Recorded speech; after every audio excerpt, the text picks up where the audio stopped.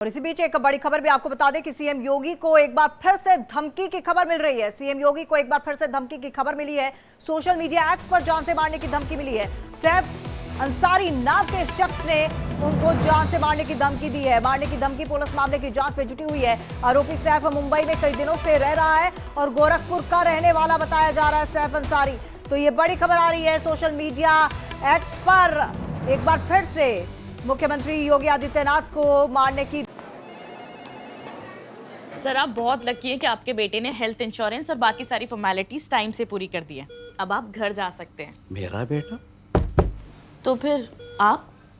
Policy बाजार। Claim के time पे हमेशा आपकी हेल्प को तैयार। पॉलिसी बाजार 1 करोड़ का हेल्थ इंश्योरेंस सिर्फ 390 रुपए महीने से शुरू। धमकी हम आपको बता दें कि ये कुछ ही दिनों में दूसरी बार हुआ है जब मुख्यमंत्री योगी आदित्यनाथ को मारने की धमकी मिली है। इससे पहले भी एक महिला ने मारने की धमकी दी थी और उस महिला ने ये कहा था कि 10 दिन के अंदर अंदर मुख्यमंत्री योगी आदित्यनाथ अपना रिजाइन कर दे, अपने पद से रेजिग्नेशन दे दें, नहीं तो उनका हश्र भी बाबा सिद्दीकी जैसा होगा। उसके बाद जब छानबीन हुई तो पता चला कि वो महिला पढ़ी लिखी है लेकिन मानसिक तौर पर थोड़ी सी बीमार है। और इसके बाद अब ये दूसरी बार धमकी जो आई है वो सोशल मीडिया एक्स पर आई है, जान से मारने की धमकी। और धमकी देने वाला शख्स जो है वो सैफ अंसारी नाम का बताया जा रहा है। मारने की धमकी पुलिस मामले की जांच में जुटी हुई है और आरोपी सैफ मुंबई में कई दिनों से रह रहा है। और हम आपको बता दें कि जिस महिला ने पहले धमकी दी थी वो भी मुंबई की ही रहने वाली बताई जा रही थी, गोरखपुर का। हालांकि ये जो सैफ अंसारी है कई दिनों से मुंबई रह रहा है लेकिन गोरखपुर का रहने वाला है सैफ अंसारी। सीएम योगी को एक बार फिर से धमकी मिली है और ये दूसरी बार है कुछ ही दिनों में जब सीएम योगी आदित्यनाथ को धमकी दी गई है। हम आपको बता दें कि 2 दिन पहले भी मुख्यमंत्री योगी आदित्यनाथ को धमकी मिली थी जान से मारने की और ये कहा गया था कि वो 10 दिन के अंदर अंदर अपना पद छोड़ दें, अपना रिजाइन कर दें, नहीं तो उनका हश्र बाबा सिद्दीकी जैसा होगा, यानी कि उनकी हत्या कर दी गई थी। और उसके बाद जब मुंबई पुलिस की तरफ से छानबीन की गई तो ये पता चला कि ये धमकी देने वाली एक महिला थी और ये महिला भी मुंबई की रहने वाली है। महिला पढ़ी लिखी बताई जा रही है और ये बताया गया था कि ये जो महिला है उसके पिता का लकड़ी का कारोबार है और महिला पढ़ी लिखी है लेकिन मानसिक तौर पर अस्थिर बताई जा रही थी। और अब ये दूसरा जो मामला आया है ये भी मुंबई से ही है। जान से मारने की धमकी जो एक्स प्लेटफॉर्म के जरिए ये धमकी दी गई है। पुलिस मामले की जांच में जुटी है और आरोपी सैफ इसका नाम है, यानी कि सैफ इसका नाम है, जो मुंबई में कई दिनों से रह रहा है लेकिन गोरखपुर का रहने वाला है सैफ अंसारी, जिसने जान से मारने की धमकी दी है। अब इसके क्या तार हैं, कितनी ये जो धमकी दी गई है, ये शख्स धमकी क्यों दे रहा है, इसके पीछे उसकी मंशा क्या है, क्यों ये जान से मारना चाहता है मुख्यमंत्री योगी आदित्यनाथ को, इन तमाम सवालों के जवाब भी मिलेंगे। पुलिस छानबीन करेगी, पूछताछ करेगी, उसके बाद इसके जवाब मिलेंगे। फिलहाल पुलिस मामले की पूरी जांच में जुटी हुई है और ये पता लगाने की कोशिश कर रही है कि आखिरकार इस धमकी के पीछे क्या कारण है, क्या मंशा है आरोपी सैफ की और वो क्या चाहता है।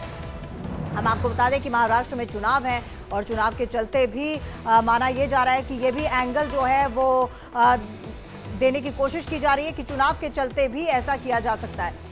हमारे साथ लखनऊ से अखंड प्रताप शाही हमारे सहयोगी जुड़ चुके ज्यादा जानकारी के साथ। अखंड, कुछ ही दिनों में दूसरा मामला जो मुख्यमंत्री योगी आदित्यनाथ को धमकी मिली हो। बिल्कुल, ये दूसरा मामला है और जिस तरीके से ये धमकी दी गई है, एक्स के जरिए जो धमकी दी गई है, ये बताता है कि मुख्यमंत्री योगी आदित्यनाथ को लेके हमेशा से ही एक थ्रेट बना रहा है। एक जो सिक्योरिटी का जो मसला है उनके साथ हमेशा से बना रहा है। और इस समय जब चुनाव चल रहे हैं, उपचुनाव उत्तर प्रदेश में हैं, झारखंड और महाराष्ट्र के चुनाव चल रहे हैं विधानसभा के, तो ऐसे वक्त में अगर उनको इस तरीके से उनको जान से मारने की धमकी दी जा रही है तो ये बहुत संवेदनशील है और उनके गृहनगर से दी जा रही है। जिस जगह से वो आते हैं वहाँ पे बतौर सांसद वो रहे, वहाँ से बतौर विधायक वो चुने गए हैं इस बार। तो इन स्थितियों में अगर उनको धमकी दी जा रही है और एक खास समुदाय की तरफ से उनको धमकी दी जा रही है तो निश्चित तौर पर ये सोचने वाली बात है, ये लगातार उनको टारगेट क्यों किया जा रहा है। और इसको लेके सिक्योरिटी एजेंसी अब ज्यादा अलर्ट पे होंगी और चूंकि मुख्यमंत्री का अपना सिक्योरिटी जो है वो बहुत ही मजबूत सिक्योरिटी मानी जाती है, तो ऐसे में इस तरीके की धमकी अगर मिल रही है तो ये चौंकाने वाली बात जरूर है। जी। और अखंड, क्योंकि जब पहली बार धमकी दी थी और जिस महिला को हिरासत में लिया गया था उससे पूछताछ हुई तो पता चला कि मानसिक तौर पर अस्थिर है, हालांकि पढ़ी लिखी उस महिला को बताया जा रहा था, लेकिन सबके पीछे कोई खास वजह दिखाई नहीं दी। क्या माना जाए कि सिर्फ और सिर्फ क्योंकि अब बाबा सिद्दीकी के हत्याकांड के बाद कई सारे ऐसे धमकी भरे कॉल आने लग पड़े, सिर्फ और सिर्फ पॉपुलैरिटी गेन करने का भी एक मकसद हो सकता है? माना जा सकता है। और चूंकि ये मुख्यमंत्री को सिक्योरिटी थ्रेट देना और उस तरीके से उनको धमकाना या उनको जान से मारने की धमकी देना, ये सब छोटी वारदात नहीं हो सकती। और इसको लेकर सुरक्षा एजेंसियां पहले से भी काफी मुस्तैद रहती हैं, लगातार वो तैयार रहती हैं इस तरीके की चीजों से निपटने के लिए। बावजूद इसके अगर इस तरीके की धमकी अगर दी जा रही है तो ये कहीं ना कहीं एक है कि लाइमलाइट में आने की कोशिश हो सकती है, या यूं हो सकता है कि कुछ मानसिक स्थिति अच्छी ना हो तो भी हो सकता है। लेकिन ये कह के कि मानसिक स्थिति अच्छी नहीं है, किसी को लिबर्टी नहीं दी जा सकती। हाई प्रोफाइल मामला है, देश के टॉप के लीडर्स में से गिने जाते हैं। उत्तर प्रदेश अपने आप में दुनिया के 5वें सबसे बड़े देश के रूप में, मतलब जितनी जनसंख्या है उस रूप में इसको गिना जाता है। तो ऐसे इतने बड़े राज्य का मुख्यमंत्री होना और इतनी ज्यादा एक्टिव रहने वाला मुख्यमंत्री, तो ऐसे में अगर उनको कोई थ्रेट मिलती है तो उसको लेकर एजेंसियां पहले से ही बहुत ही ज्यादा तैयार रहती हैं, बहुत ही ज्यादा एक्टिव रहती हैं। और तमाम जो एजेंसीज हैं, चाहे वो एसटीएफ हो, एटीएस हो, खुद उनकी अपनी सिक्योरिटी जो है, जिसमें एसपीजी शामिल है, जिसमें ब्लैक कमांडोज हैं, तो वो सारी चीजें जो है वो जेड श्रेणी है। तो ये सारी चीजें अगर लगी हुई हैं मुख्यमंत्री के साथ तो निश्चित तौर पर ये बहुत ही ज्यादा महत्वपूर्ण हो जाता है कि बिल्कुल अखंड। और अगर पॉपुलैरिटी के लिए भी ये सब किया जा रहा है तो मुझे लगता है कि कानून की तरफ से सख्त